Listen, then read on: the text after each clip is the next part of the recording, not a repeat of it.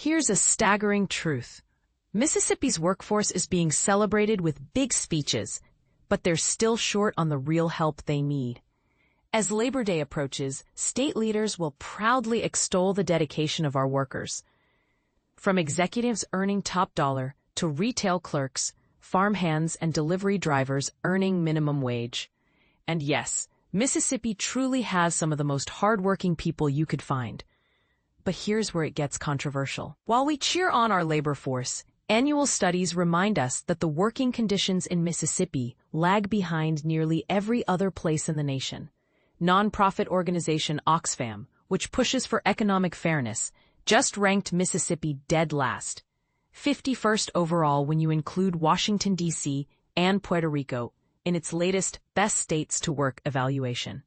This ranking is built on 27 different measures, touching on pay levels, worker protections, and the freedom to join unions.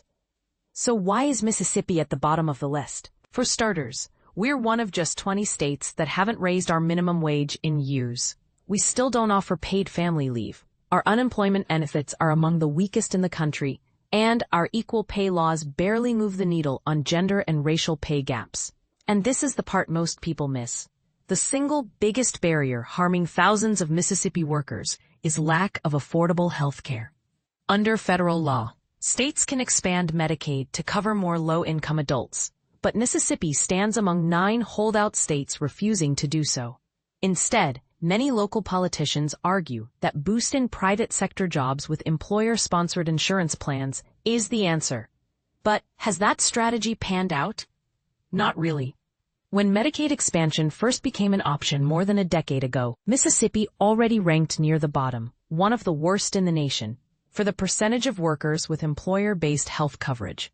Fast forward to today, and we're still stuck there. Data from KFF, the Kaiser Family Foundation, show that in 2023, only 42.7% of Mississippi employees get insurance through their jobs, compared to the national average of 48.6%. Meanwhile, 10.5% of Mississippians have no health insurance at all, far higher than the 7.9% average across the United States. If state officials won't change course, and if federal policy shifts play out as expected, that uninsured rate is set to climb even further. Here's why.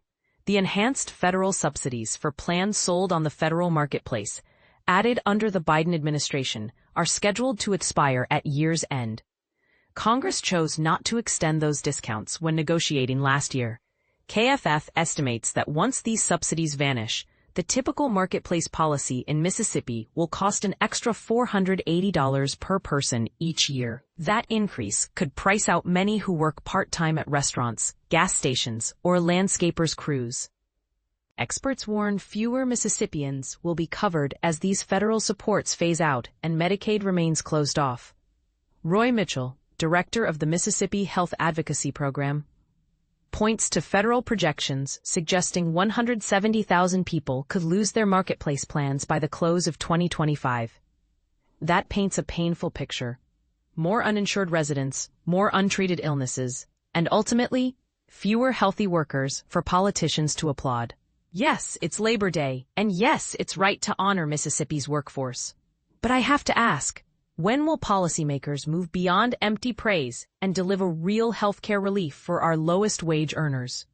Will our leaders finally expand Medicaid or come up with a better plan to cover those who keep our state running? Let me know. Do you agree that more action is overdue? Or do you think there's another solution we haven't considered? Jump into the comments and share your thoughts.